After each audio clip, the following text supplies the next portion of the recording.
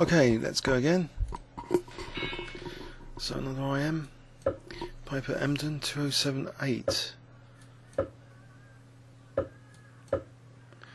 So the rating system is very compressed on the auto pairing. The highest rating anyone's got is about 2500. When they've got let's think. Bishop E3 here, Knight G4. Is that possible? Because there's no Bishop B5 check now. So maybe if I want to play the English system, and I don't want Knight G4, maybe F3 is right here. Because the Bishop B5 in the previous game was fine for white, it turns out. So there's some finesses going on, whether F3 is necessary or not.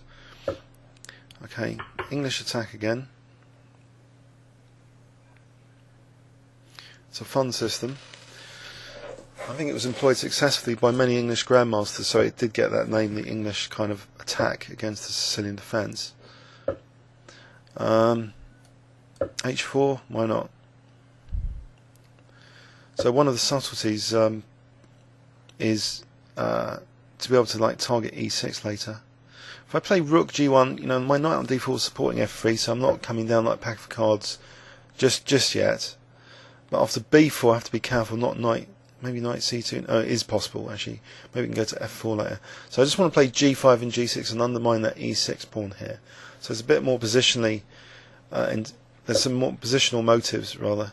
Also, knight A4 looks tempting to blockade the A pawn, because if the knight's not going to be easily attacked, because the bishop is on B7 here, it'll take a while to reroute to attack that. So I'm tempted with knight A4 here. I think I might go for it, knight A4. So it's blocking the A pawn, and maybe I can play B3 now. Maybe even A3, because there's that pin now on the B pawn. I've seen this in correspondence chess actually, high level correspondence chess, this idea. So sacking a whole bishop.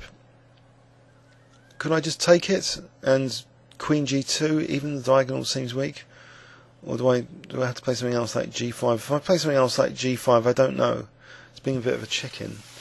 F takes, knight takes E4, Queen G2, D5. I don't get it, to be honest. Maybe the idea is knight C3 and to weave a mating net. But there's no time, surely, because of this diagonal. If he has to play D5, that gives me an extra move, which I surely think of something here after D5. Okay, like King B1, Knight C3, Knight takes. I've got Bishop C1 for a start. I think I might just try King B1 here.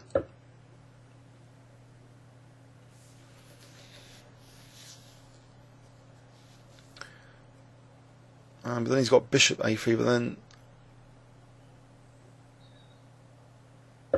I'm not sure actually. Am I getting mated? I hope not. Bishop C1, Bishop A3. Do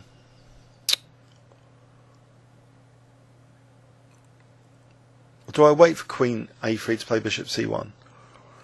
Okay, if I wait, then what is he actually threatening? What can I do here, though? Do I carry on with what's wrong with Bishop F4 to try and play Knight C6 or something, or G5?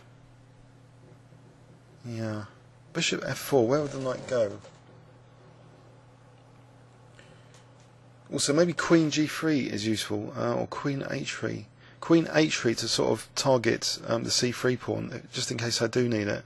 Or G5 first, and then either Queen G3 or Queen H3.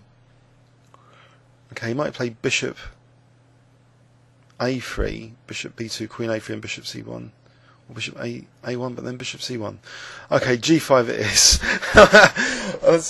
I don't want to use too much time on this. His king's still in the centre. I've just got to get to his king before he gets to mine. There's 2 minutes left.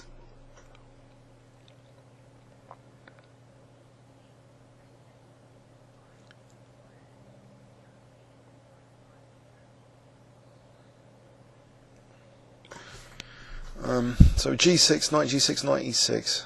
Try and expose his king, trying to get an attack. It's a good form of defence.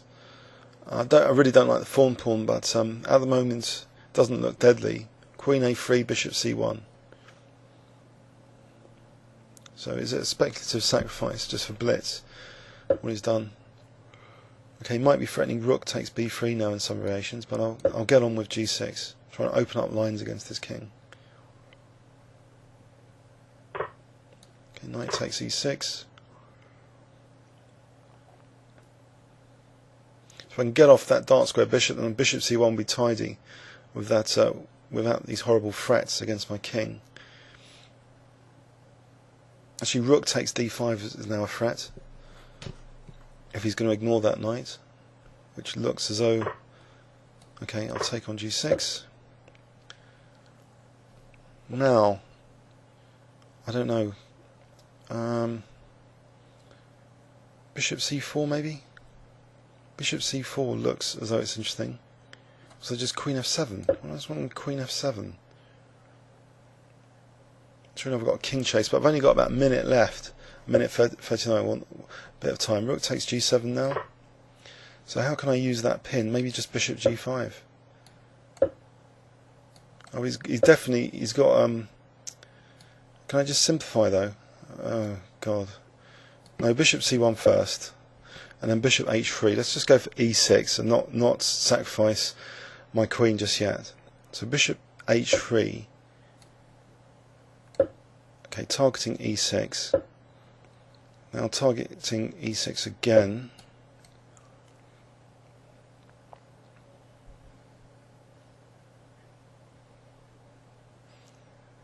Can I actually get away with... Oh, I can't get away with a3. Right, if he plays, I don't know, queen d6. I don't know how I'm building up the pressure here. That's interesting. Maybe bishop f5 to g6. Bishop e takes rook e7. So bishop f5 to g6 if queen d6. Okay, rook takes e6.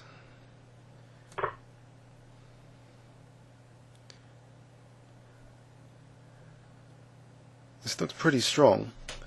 And I've still got some time left. So can I just, I don't know, take on b6 now? Queen f5 threatens queen d7 mate.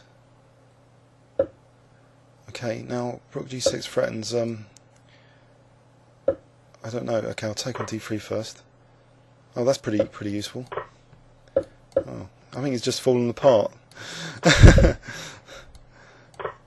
Okay, so that will teach him to play like that. There's no stalemate yet, is there? I think bishop d4. Okay, he's not resigning. So is he going for a stalemate? Okay, he's got a pawn left.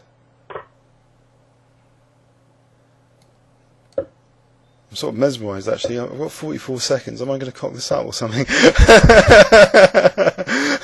Oh God. Queen g7. Yes. Bishop f7. Am I making a meal of this or something? I probably am. Oh God. Alright, let's have a look at this. Oh, another English attack system. But yeah, this bishop sack was completely unsound.